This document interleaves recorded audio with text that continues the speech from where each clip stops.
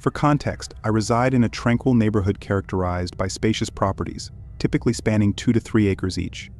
During the incident I'm about to recount, my wife was away, leaving me alone at home after I finished mowing the lawn.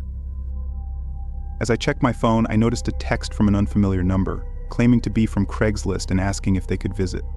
Now, I had never used Craigslist, and I doubted my wife had either. I replied, informing them they had the wrong number, and that I didn't use Craigslist. However, their response, containing my exact address, unnerved me.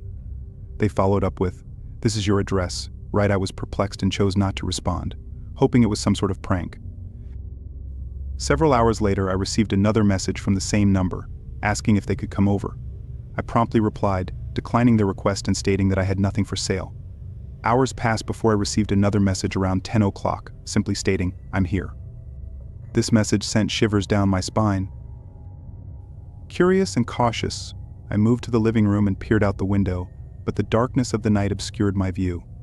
I didn't see any cars in my driveway or on the road. Returning to the family room, which adjoined the living room, I sat down on the couch. Moments later, I received another text instructing me to check the front window. With a sense of dread, I complied and stepped into the living room. There, standing outside the window, was a man staring at me with wide, unsettling eyes. I didn't recognize him at all. In a panic, I dialed the police. The man remained motionless for a minute before suddenly darting away. By the time the police arrived, he had vanished.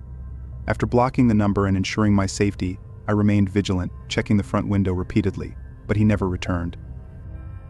To this day, the incident remains a mystery. How did he obtain my address, and who was he? I have no answers.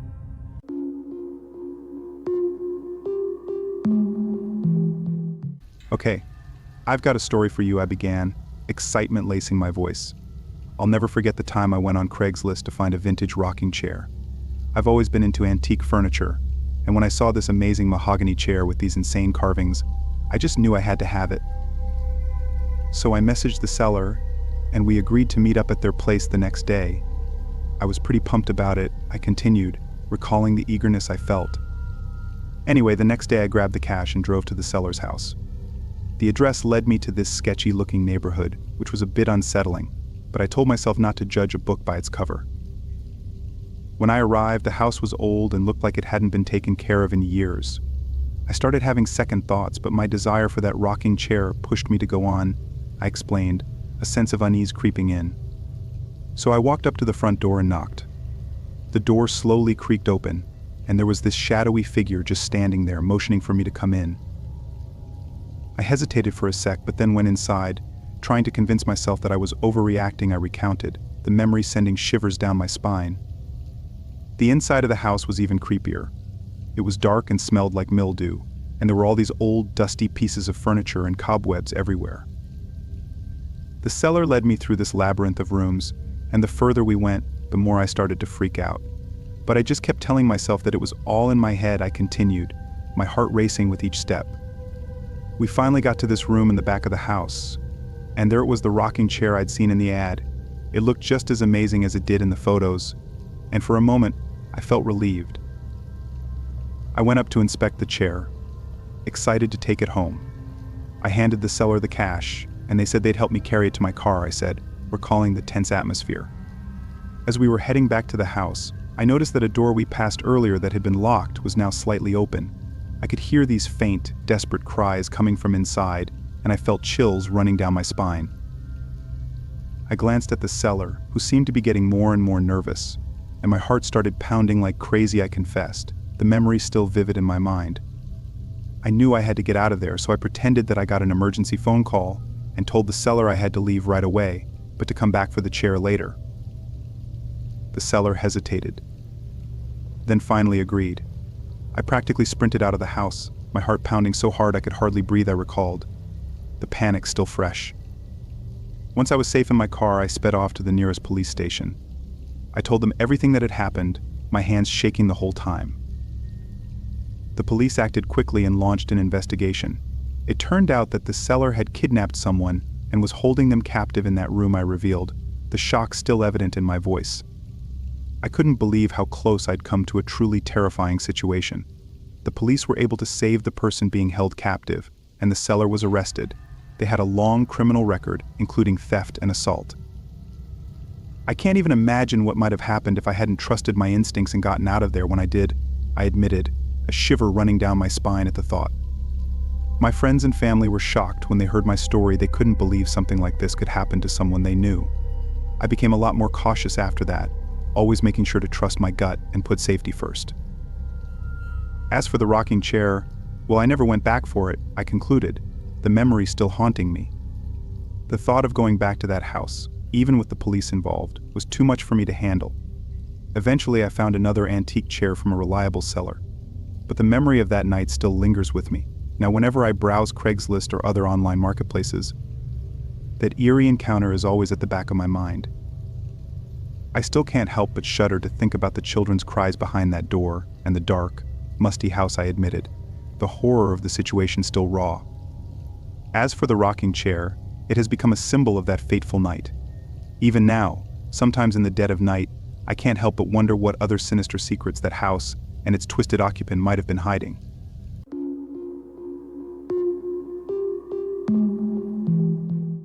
One time, years ago, I was in the market for a TV and decided to browse Craigslist.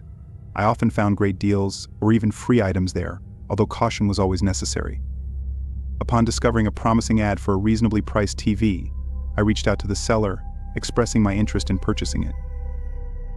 Within an hour, I received a response from a woman named Joy, confirming that the TV was still available. She provided an address and instructed me to come over the following night to make the purchase. The address seemed to be in a nearby neighborhood, so the next day, I prepared the cash and headed there. Arriving around 7 p.m., I parked in front of the house, situated in what seemed like an average neighborhood. When I knocked on the door, it was swiftly answered by a woman in her 30s with dark hair. She welcomed me inside, apologizing for the mess of boxes strewn around the living room. Joy mentioned that the TV was in her bedroom and led me down the hallway. Opening the bedroom door, she gestured for me to enter. However, upon stepping inside, I realized the room was empty. Before I could react, the door slammed shut behind me, locking me in. It all happened so fast Joy hadn't even entered the room. I attempted to open the door, but it was locked from the outside. Confusion and panic set in as I knocked and called out to Joy, but received no response. After several futile minutes, I accepted that I was trapped. With no furniture in the room, I was left alone in an eerie silence, wondering what was happening outside the locked door. I grabbed my phone and attempted to call my friend, but I couldn't get a signal. That seemed strange. Trying to open the door and calling for help yielded no response. It became evident that nobody was coming to my aid. Puzzled and anxious, I scanned the room, wondering what was happening. After several minutes, I heard noises emanating from outside the room, seemingly from the living room area. It was Joy and a man conversing, although I couldn't discern their words. Despite yelling out, I received no reply. Frustrated, I tried to open the window, but it wouldn't budge, further fueling my anger. Returning to the door, I pounded on it fiercely, desperate to break it down. Suddenly, a man's voice from down the hallway shouted at me to stop.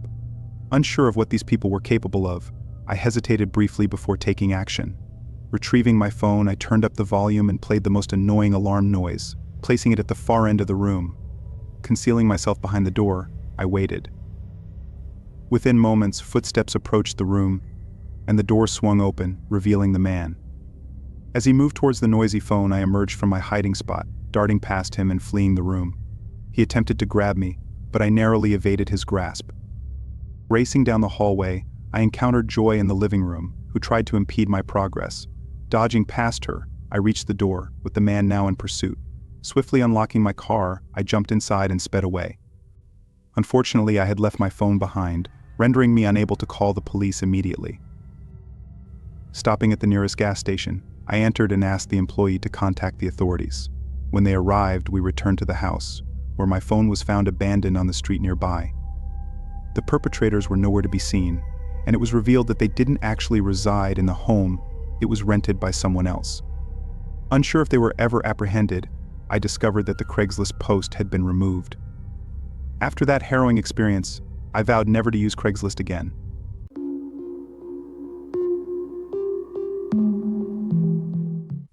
I was on Craigslist for the first time in probably 5 years. I thought to myself, realizing I'd forgotten about the site. I'd never had any need or use for it and hadn't really heard about it lately. But due to my moving situation, I needed to get rid of a bunch of random things. I initially called a junk removal company, hoping they would just take everything. However, their estimate was over $400 for getting rid of just a couple of things. That's when I turned to Craigslist. I put up a listing for free stuff and included pictures of all the things I was giving away. Maybe I just didn't understand how it works nowadays, but I thought I'd get a lot of responses from people wanting to pick up free stuff. However, I barely got any, and the ones that did respond to the listing ended up ghosting me after a couple of texts. Then, about a week after making the listing, a man who introduced himself as KJ reached out. He said he wanted to pick up my couch and was flexible about the day. I really thought this was going to be the same as all the other people who had reached out, so I didn't put much effort into getting him to actually come pick up the couch. I let him know that I worked between 9 and 5, so if he wanted to pick it up, he could just let me know. Again, I didn't think he'd actually come. But sure enough, in the morning before work, he sent me a text saying he'd like to swing by tonight. I told him that was great, I said, expressing my approval. As I left work that night, I sent him my address. The drive home was only about 20 minutes, but I hoped he would come sooner rather than later because I didn't want to waste my night waiting for him. So if he didn't end up showing, I could do something else. When I pulled into my driveway, a car was parked on the curb right next to my house, but nobody was in it. It was the only car parked on the whole street, so it seemed clear that they were at my house. Thinking it was KJ, I quickly got out and ran to my front door, but he wasn't there. It crossed my mind that this could be just some crazy coincidence, and the car might be for someone else's house, but I wasn't convinced. I got inside and sent a text to KJ asking what his ETA was. Then I stood by the window and looked outside. After 10 or so minutes, I still hadn't gotten a response, and I didn't see anyone outside either. So I calmed myself down and turned away from the window. I went to the kitchen, pouring myself a drink and just standing there when a small thud sounded from upstairs. Unaware of what it was, I put my drink down and listened. There were a few seconds of silence. Then suddenly, heavy footsteps were running down the stairs. I was so caught off guard. I just stood where I was and stared down the hallway as a man appeared at the other end, running right to the front door. He swung it open and ran out. And when I made it to the front, he was already driving away in that car that was parked on the curb. I was still stunned, trying to process what happened, because it was all so sudden and quick. Eventually, I got my phone out and called the police, then tried calling KJ, but he didn't pick up, which meant to me that it was definitely him who had broken in. When the police investigated, they found that KJ's phone wasn't registered to a name or address. So we were back to square one. Nothing ever did come of it, despite me trying multiple times to get the police back on the case. As far as I know, nothing was stolen.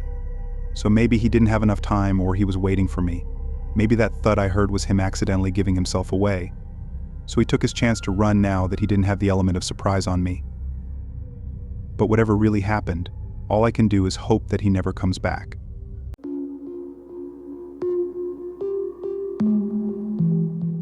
Roughly 2 years ago, I decided to sell my old phone on Craigslist after upgrading to a new one. The phone was only 2 years old and in good condition, so I thought it would attract buyers. After considering eBay, Facebook Marketplace, and Craigslist, I opted for the latter, prioritizing a quick sale over making a profit.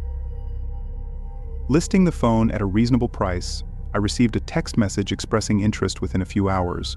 The potential buyer, Molly, seemed eager, so we arranged to meet the following day outside a local strip mall, conveniently located for both of us.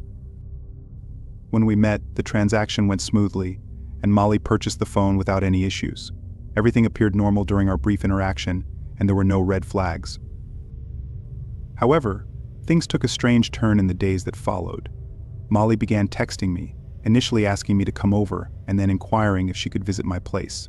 It was unexpected and out of context, considering our interaction had been solely about the phone sale. At first I wondered if she had the wrong number, but then she mentioned my name, indicating she was indeed contacting me intentionally. I had no interest in pursuing any further interaction with Molly beyond the sale, and her persistent texts, which continued late into the night and into the next morning, left me feeling uncomfortable and confused.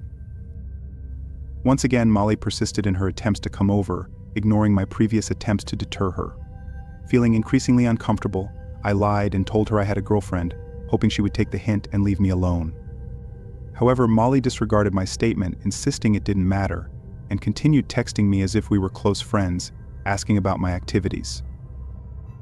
Feeling bewildered by her behavior, I asked her to stop, but she became angry and started hurling insults at me. Frustrated and alarmed, I decided to block her, hoping to put an end to the unsettling situation. Little did I know, the ordeal was far from over. Later that same night, I heard a knock at my front door. Peering through the window, I was stunned to see Molly standing outside. How did she find out where I lived? It was alarming to think she might have followed me home. Reluctantly, I answered the door, intending to firmly tell her to leave. However, as soon as I opened the door, Molly launched into a tirade of curses and refused to leave. Growing increasingly aggressive, she attempted to enter my house. In a panic, I slammed the door shut and locked it, but she persisted, banging on windows and trying to force her way inside. Realizing I needed help, I called the police and waited inside. Molly continued her relentless assault on my home, banging on windows and attempting to open doors. Even when I tried to reason with her through a window, she remained undeterred. Thankfully, the police arrived and were able to intervene, putting an end to Molly's alarming behavior. Subsequently, I obtained a restraining order against her, as I couldn't comprehend why she fixated on me so intensely. I suspected drugs might be involved, but I couldn't say for sure. This experience served as a stark reminder to exercise caution when using platforms like Craigslist or Facebook Marketplace.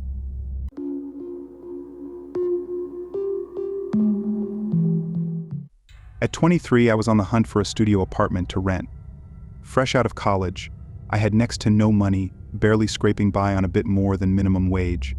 My primary focus was finding the cheapest possible option available. Initially, I searched for both one-bedroom apartments and studios. However, as the weeks went by, it became increasingly clear that those options were simply not financially feasible. Reluctantly, I turned to Craigslist, despite its less than stellar reputation. One of my friends had a positive experience and recommended it, so I decided to give it a shot. On the first day of browsing Craigslist, I didn't come across anything suitable, though the sheer volume of listings gave me a glimmer of hope. Unfortunately, none of them matched my location or price requirements. It was around the third or fourth day of searching that I stumbled upon a new listing that caught my attention. Located a few miles away, it was for a studio in a small apartment building. Despite the low-quality, pixelated pictures, I decided to investigate further, intrigued by the promising details. I reached out to the owner, who responded promptly, and we arranged a tour for later that evening at 7. In our brief exchange, nothing struck me as out of the ordinary about the owner. His messages were professional, and he appeared eager to show me the place. A couple of hours later, I got into my car and started driving over to the address he sent me. It's worth noting that I was aware beforehand that this wasn't a particularly nice area of our city, but it was the most affordable. Honestly, I didn't think it was too bad, although looking back, perhaps I was just being naive because it seemed like my only option. Upon arriving, I pulled up to a rather old-looking apartment building. Parking on the side of the street, I texted the man to let him know I had arrived, then proceeded to walk up to the front door. Not spotting the man anywhere, I buzzed the room and waited for a few seconds before the door unlocked. Stepping inside, I was greeted by a staircase in the middle and 2 rooms on either side. Before I could even glance at the room numbers, a voice echoed from somewhere above the staircase, informing me that they were on the 3rd floor. Assuming the man was addressing me, I began ascending the stairs. However, I couldn't shake the growing sense of unease at his absence from the door, especially considering how professional he had been in our text exchanges. Upon reaching the top of the steps, I found myself in a small hallway with 2 doors, one of which was open. I walked over and peered inside, only to find a man standing a few feet away, looking back at me. He greeted me warmly, shook my hand, and invited me inside. Yet my confusion was immediate. The place was clearly inhabited, with a couch, TV, chairs, and even food on the counters. It was unmistakably lived in. "Does someone else live here?" I asked kindly. The man quickly replied with a short laugh and said, "No one lived here and everything would be gone by tomorrow." I smiled and said, "Okay, though that response didn't sit right with me." He started leading me further in, pointing out features of the place. But it suddenly dawned on me that this wasn't even a studio. There were multiple doors, surely leading to other rooms. This was at least a 1 or 2 bedroom apartment. And there was no way the price could be what he said it was. It seemed like he noticed my suspicions as he stopped what he was saying and moved toward the hallway. He opened one of the doors that clearly led to a bedroom and started telling me to take a look inside. But before I could answer, we were interrupted when my phone chimed. I pulled it out of my pocket and checked who it was. My face went pale, seeing it was from the man from Craigslist asking where I was. I looked up in horror, realizing what had happened, and I could tell that whoever this guy was in front of me knew that I'd figured it out. This terrifying moment passed, and the guy didn't move or say anything. He just stood and looked at me with a blank stare. After a moment, I hurried out of there and down the stairs, not hearing the guy follow. I got in my car and left, feeling horrified. I never even texted the actual man back, as I was no longer interested in staying anywhere near that place. And I didn't know if maybe he was in on it too, somehow. But whoever that guy was who lured me into his home was so close to being able to probably abduct me. I don't know. And I don't even want to know. But I never opened Craigslist again after that night.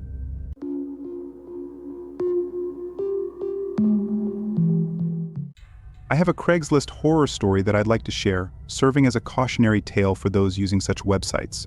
A few years ago, I was selling my old MacBook Pro laptop. It was still fairly new, and since I had received a new one from work, I decided to put it up for sale on Craigslist for $1,000.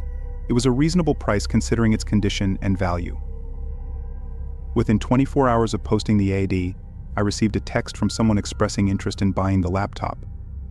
I confirmed the price of $1,000 and suggested meeting in a public place for safety reasons. The person proposed Walmart, which seemed like a reasonable choice due to its high visibility and foot traffic. However, what raised a red flag was the person's insistence on meeting at 10 p.m. or later, claiming they worked overnight shifts. Despite my reservations, I agreed to the meeting time. When I asked for their name, they identified themselves as Derek, providing only a vague description of being of average height with dark hair. Despite the uncertainty, we settled on meeting at 10:15 p.m. the following night at Walmart. Arriving shortly after 10 p.m., I parked in the middle of the parking lot, which by then was eerily quiet as the store was set to close at 11 p.m. I believe I texted Derek to let him know that I was at the agreed meeting spot. However, he didn't respond for a while, leaving me waiting and growing increasingly frustrated. It wasn't until around 10:30 p.m. that he finally replied, informing me that he would arrive in about 15 minutes. Despite my annoyance, I decided to wait patiently, hoping that selling the laptop would make it worth the wait. As time ticked by and it approached 11 p.m., I was on the verge of leaving when Derek finally texted me, claiming he had arrived and was at the back of the parking lot. Scanning the area, I couldn't spot him from where I was parked, eager to conclude the transaction. I drove towards the rear of the parking lot, where several cars were scattered randomly. Unsure which one belonged to Derek, I parked in a random spot and asked him again for his location. With no immediate response from Derek, I suddenly spotted a car approaching. Assuming it was him, I watched as it drew nearer, only to realize that the driver and passengers were all wearing black ski masks. Sensing danger, I swiftly drove away, prompting the car to follow me briefly. However, as we reached the front of the parking lot, I noticed a police car stationed there. Seizing the opportunity, I drove towards the police car, prompting the car behind me to make a hasty U-turn in the narrow parking island. Thankfully, the ploy worked, and the suspicious individuals disappeared. Relieved, I drove home and promptly blocked Derek's number. Subsequently, I removed my laptop from Craigslist and opted to list it on eBay instead.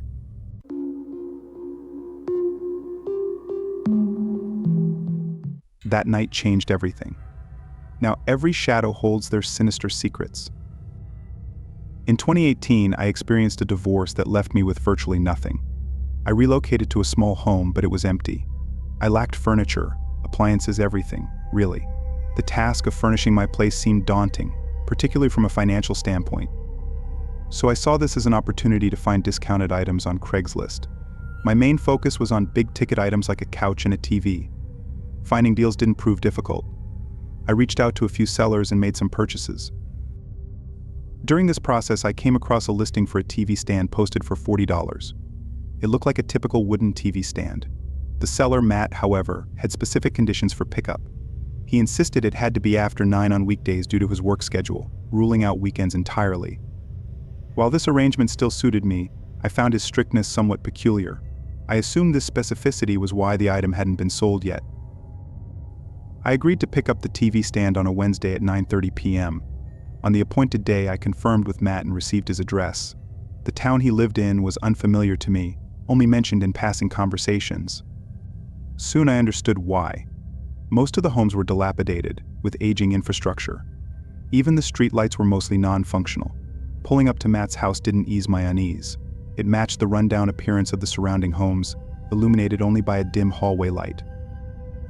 I counted out $40 and tucked the bills into my pocket before stepping out of my car and onto his porch. As I waited for him to answer the doorbell, I glanced around his yard. It was cluttered with various items, garden statues, eclectic decorations scattered about. The porch itself was adorned with knickknacks and oddities. Then he opened the door. Matt was a tall and skinnier-looking man, probably in his 40s. I observed. He wore a tired expression, as if he hadn't slept in days. As he welcomed me inside, I could smell booze on his breath. If I'd known beforehand that this was who I'd be buying from, I never even would have come here, I thought, but it was too late for that now. As we walked down the hall, stuff was scattered all around the house. It wasn't like a hoarder's home you'd see on TV, but more like an abandoned house that had been trashed by random teenagers. When we reached the living room in the back of the house, he pointed at the TV stand. The room was barely lit, making it hard to see the condition it was in. "Any chance you could turn on the light for me?" I asked politely. Matt didn't respond, but walked over to the wall and flicked on a small lamp in the corner. It was around this time that I got a really weird feeling that something was wrong. And before I even got to look at the TV stand, I heard someone else behind me. Another man had come around the corner, standing next to Matt. He didn't say hello or anything, just watched me. I was really unsure what to make of this and didn't want to overreact right away, but I was also getting really uncomfortable as that eerie feeling only grew larger. I was standing there trying to think of what to say or do, but then Matt walked past me and stood in front of the TV stand. They were now on either side of me, facing me and not speaking. Several long seconds passed as nobody spoke or moved. Before I quickly walked past the other guy and down the hallway toward the front door, I made a hasty exit. As I left, I heard them laughing in the room behind me, like this was funny, and as I got halfway to my car, the front doors slammed shut. I can't even find any reasons for what occurred that night or what those two guys were trying to do. Maybe it was just some sick joke they were pulling, trying to get me to freak out, or maybe it was something more sinister. I don't plan on finding out, though.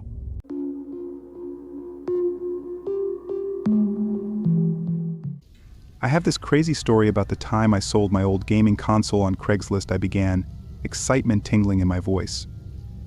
I had upgraded to a newer version and figured I could make some cash by selling the old one. I put up an ad with photos and all the details, and within a few hours, I got a message from someone who was interested. The buyer seemed normal enough, so we agreed to meet up at a coffee shop the next day. I continued, recalling the events vividly. I thought it would be a quick and easy exchange, but man, was I wrong. The next day, I got to the coffee shop a bit early and gravitated to the window. I had my gaming console all packed up and ready to go, and I kept checking my phone to make sure I hadn't missed any messages from the buyer. I explained, feeling a sense of anticipation building. Right on time, this guy walked in and I could tell he was the one I had been messaging. He had this intense stare and seemed eager to get the console. I recounted, the memory sending a shiver down my spine. As he sat down, I noticed he seemed really jumpy, like he was on edge. He didn't make any small talk, just asked to see the console right away. I obliged, unpacking it and showing him everything that was included.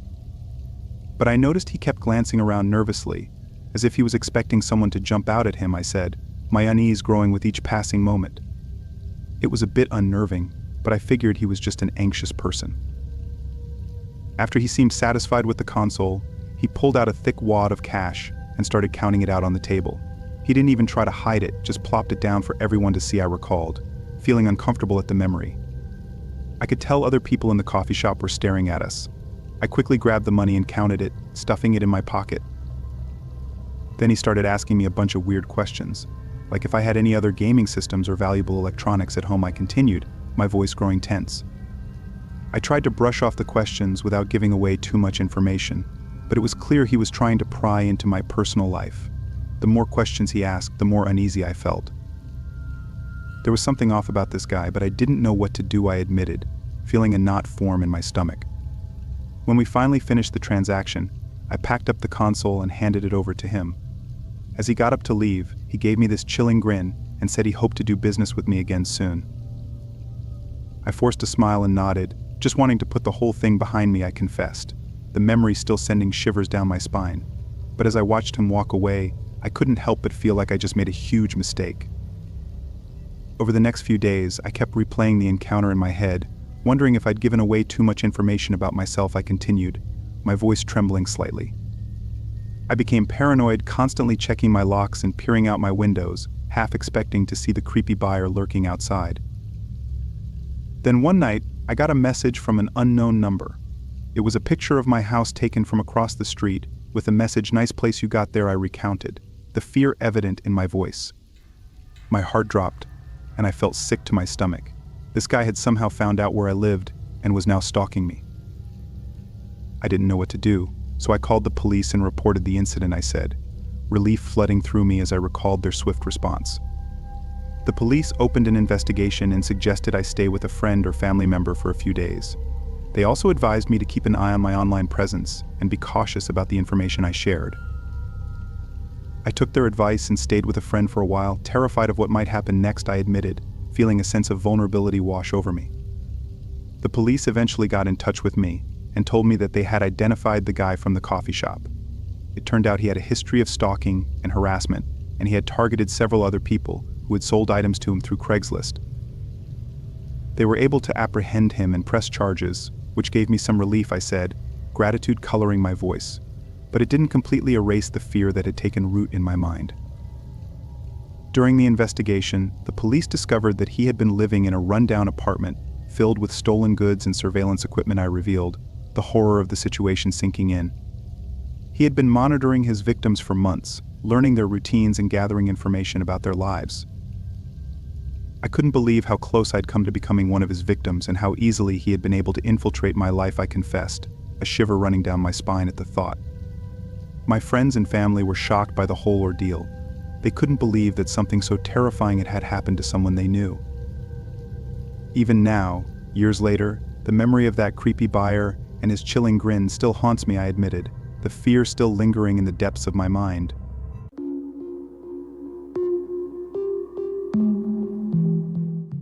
This happened about 3 months ago. My roommate and I decided on getting a used couch, so I thought Craigslist would be a great place for used furniture. I scrolled through about 3 pages before finding a black leather couch. It was in really good condition and had a really good price, around $200. I told myself this was too good to be true. And man, I should have listened to myself. We arranged a price, and the guy told me to meet him at his place over email. My roommate was out working overtime, so I had to go alone. The address was a little ways out of town. The house was surrounded by trees. You had to go through the drive-thru to be able to see it. I got out of my car and knocked on the door. This house was different. It was small and wooden and looked pretty eerie. When I knocked the 3rd time, I heard creaks on the wood floor coming from inside. Anyone could tell it was footsteps, but it sounded like they were tiptoeing. Then I heard a faint, muffled voice through the door. "Hey, are you the couch guy?" But they sounded pretty rushed. So I responded, yes, I am," he said back. "Okay, come around back. The couch is there." I felt a little weirded out by it, but I brushed it off. When I came around back, I saw something that I won't forget. I saw 4 tall men dressed in black robes with their hands together, and in front of them was a pit with a hatchet chain on it. Then I heard the same voice say, "Where's your friend?" I booked it out of there and frantically shoved the key in my car and started it. I looked out the mirror and saw the front door fly open. I shifted into first and floored it out of there. The thing that makes me uneasy to this day is that in the emails, I never told him I had a roommate.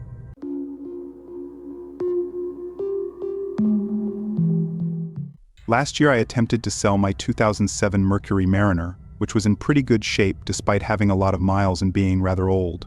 Nonetheless, it ran very well and was a reliable car. Opting to list it on Craigslist due to previous positive experiences buying cars there, I took several pictures of the vehicle and posted the ad. On the 2nd day, I received a text message response from a man named Owl, expressing interest in purchasing the car. He appeared confident about it from the start, and since I had set a reasonable price, I provided him with my address for a viewing.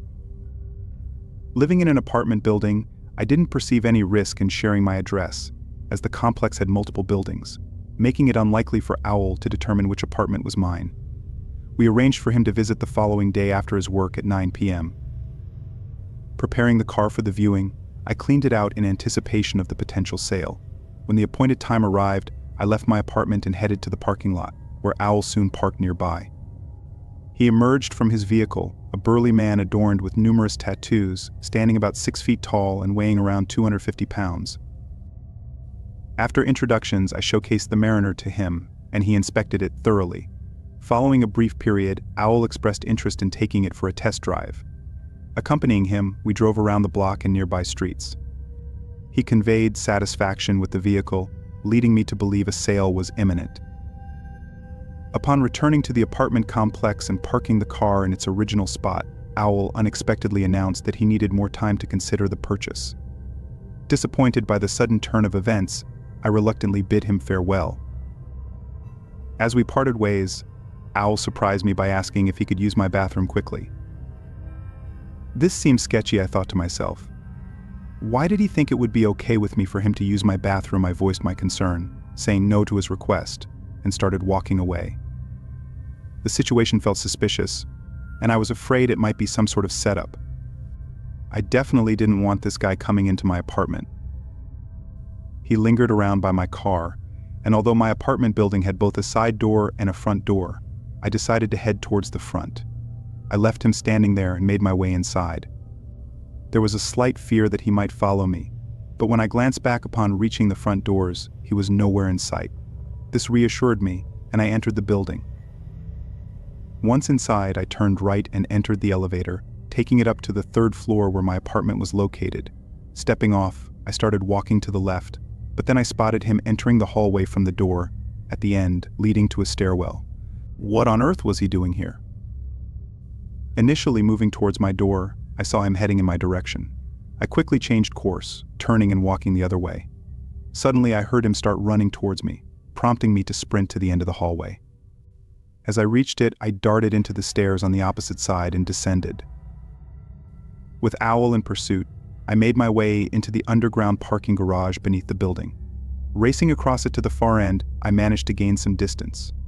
Despite this, I could still hear him chasing after me. Reaching the stairs on the other side, I ran up to ground level and exited through the side door. Once outside, I hurried to my car, got inside, and drove away. Calling the police as I left, I informed them about the situation. After circling the nearby streets for a few minutes, I returned. Owl's car was still there, but he was nowhere to be seen.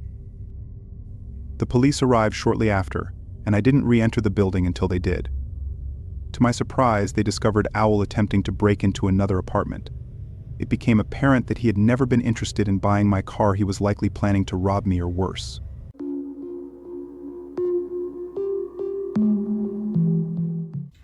I was just a regular guy trying to sell my motorbike on Craigslist. It was a beautiful shiny black Yamaha R6 that I'd had for a couple of years.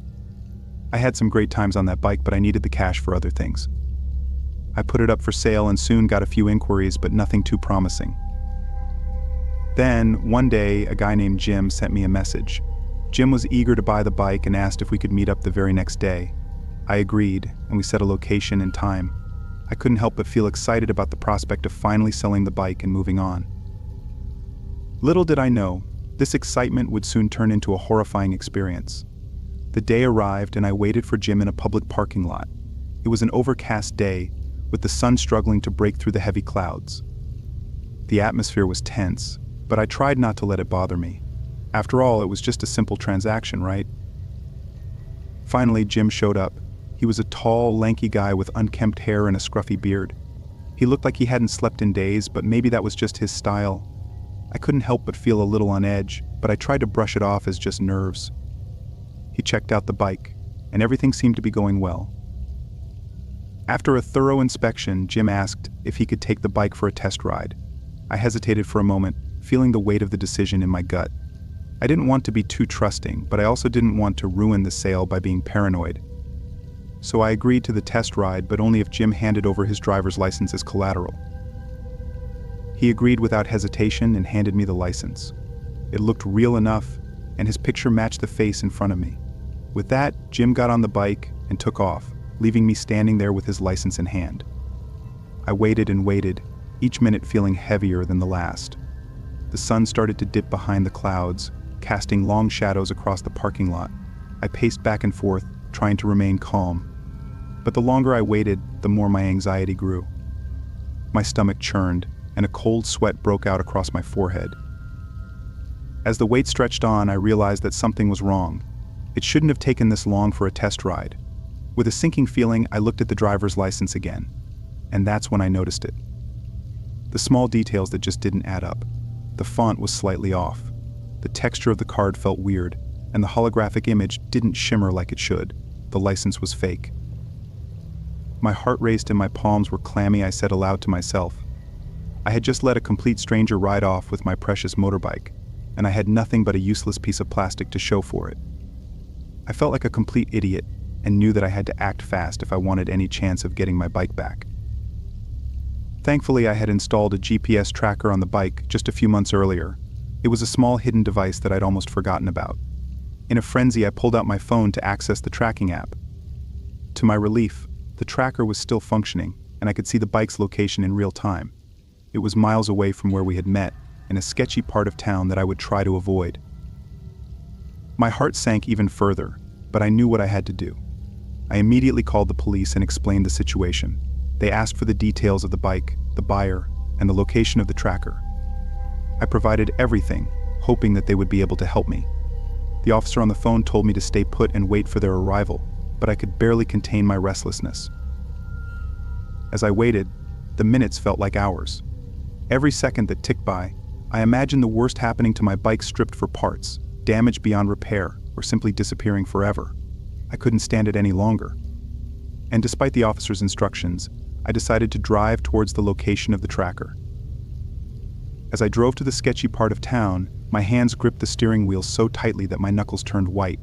I navigated the unfamiliar streets, trying to follow the signal from the tracker. My heart pounded in my chest, and every cell in my body screamed at me to turn back. But I couldn't. I had to find my bike. Finally, I arrived at an old, run-down warehouse. The tracker showed that my bike was inside a parked car a few streets away. I walked to the warehouse, my heart pounding in my ears. The area was eerily quiet, and the only sound was the gravel crunching under my feet. The building looked abandoned, with broken windows and graffiti-covered walls. I hesitated for a moment, wondering if I should wait for the police. But the thought of my bike being destroyed or stolen was too much. I had to see it with my own eyes. I took a deep breath, steeled my nerves, and slowly pushed the rusty door open. The warehouse was dark and musty, with only a few slivers of light filtering in through the broken windows. My eyes adjusted to the darkness, and I scanned the room, my heart racing. And there, in the far corner, I saw my beloved motorbike, partially hidden behind some old crates. I rushed over to it, and as I got closer, I could see that it was still in one piece. It seemed untouched, almost as if the thief had just abandoned it there. Relief washed over me like a tidal wave. I quickly checked the bike for any signs of damage, and finding none, decided to wheel it out of the warehouse and back to my car. As I made my way out of the warehouse, I heard sirens approaching in the distance. The police had finally arrived, and I met them outside, my heart still pounding, but now with a mixture of relief and gratitude. I explained what had happened and how I found the bike. The officers took down my statement and assured me that they would investigate the matter further. They told me I was lucky to have installed the tracker, as it had probably saved my bike from being lost forever. After everything had calmed down, I loaded the bike onto my car and drove back home. I couldn't believe what I had just been through. The experience had been a roller coaster of emotions, from excitement to dread to relief. It was a lesson in trust and a reminder to always be cautious when dealing with random strangers online.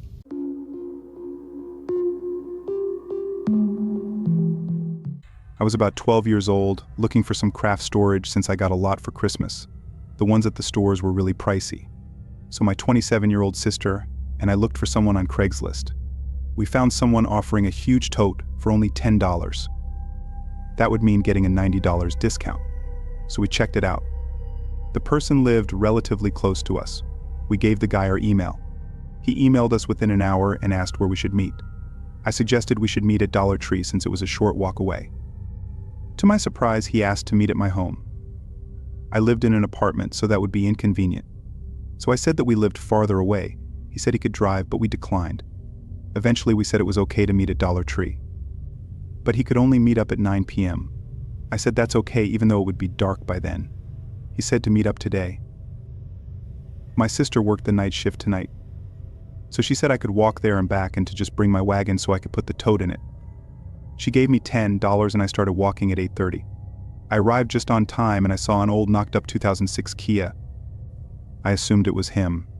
So I yelled, "Hey," got the tote. He got out of his car and said he left it at home. He asked if I wanted to take a drive with him to his house. I said I can't because it wasn't okay with my family. He said he would drive me home, and I firmly said no. He said if I came with him that I could get the tote for free. I got a very uneasy feeling. He said, "Hey, your address is 234 Letter Road, right?" My heart dropped into my stomach. I got freaked out and ran all the way home. I got home and ran upstairs like a demon was chasing me. I got to my room and locked all the doors and windows. I also covered them with black clothing and such. That night I was shaking like crazy. And then I heard a hefty man coming up the stairs. Almost no one on my floor was up that late. And no hefty men lived there. I heard a voice and I almost fainted. "Hey, you still want that tote? It's done in my car. Come help me get it." I almost puked and fainted. I looked through the peephole to see the man's back facing my door. I watched him turn around. When I covered the peephole with a black shirt I had laying around from before, the doorknob started to wiggle. I went under the sink cabinet and was silent as a worm. He started to try to kick the door down, and eventually he did. I felt like I was ready to die. I grabbed an old broom that was sitting in the cabinet. The kicking down of the door woke up my neighbors, who came running in with a baseball bat. My neighbor whacked the guy in the face with the bat, and the guy fell to the floor. I got out with the broom and gave the man a wimpy whack before he stood up and tried to grab me. I physically jumped down the stairs and ran down the street to my sister's work like I was going to die. And I thought I was. I ran to the nurse's station and started to have a breakdown. I was crying and almost throwing up, and the nurses looked at me like I was just raped or something. I told them that a man was following me and was going to kill me. They got my sister and called the police. It turned out he was a serial rapist. Me and my sister moved, and she went away to college.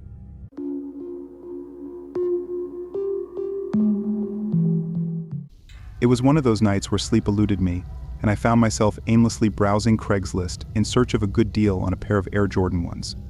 My sneaker obsession had escalated over the years, and the desire to own a pair of those. However, the steep price had always deterred me. That night, though, as I scrolled through numerous listings, I came across an offer that seemed too good to be true, a brand new pair for just $300, half the usual cost. The listing included several photos showcasing the shoes from different angles. They appeared to be in pristine condition, and my excitement was palpable. Yet, a nagging feeling in the back of my mind urged caution. I spent a while examining the listing, comparing the photos to images of authentic Air Jordan 1s. Everything seemed to match up, but I couldn't find any obvious signs of a scam. Still, a small voice inside me whispered doubts. Despite my apprehension, I decided to message the seller. After a brief exchange, we agreed to meet the following day at a gas station not far from my place. At night, I lay in bed, my gut churning with nervousness. I told myself I was merely being paranoid. The next day, I withdrew the $300 and made my way to the gas station. The sky was overcast, casting a gloomy, oppressive atmosphere on the deserted streets. As I leaned against my car, scanning the area, searching for any signs of life, the gas station seemed abandoned, and the silence was deafening. I became more nervous with each passing minute, trying to convince myself that I was just overreacting.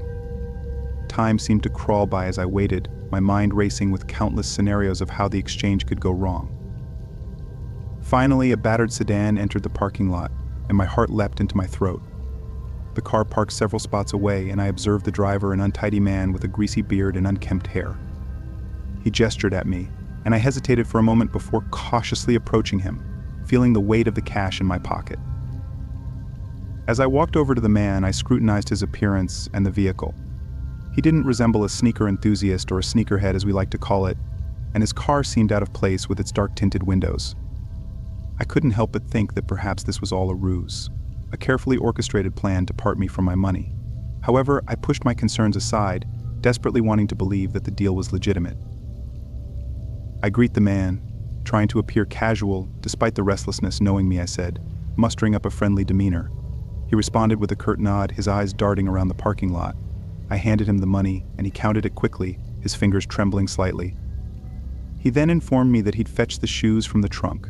He ambled to the back of his car, my anticipation mounting, my heart pounding in my chest.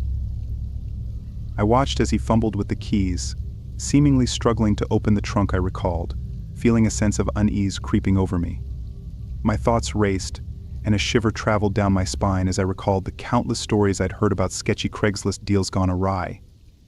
I considered walking away, but the prospect of owning those Air Jordan 1s kept me rooted to the spot. The man finally opened the trunk, revealing a shoebox inside, and relief washed over me. I chided myself for being overly paranoid, but as he reached for the box, his movements became suspiciously hurried. He glanced around nervously before suddenly slamming the trunk shut and sprinting back to the driver's seat.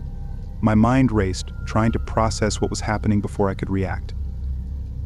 The car's engine roared to life, and the man darted out of the parking lot, leaving me in a whirlwind of dust and confusion. I recounted, feeling dumbstruck as the harsh reality of the situation dawned on me.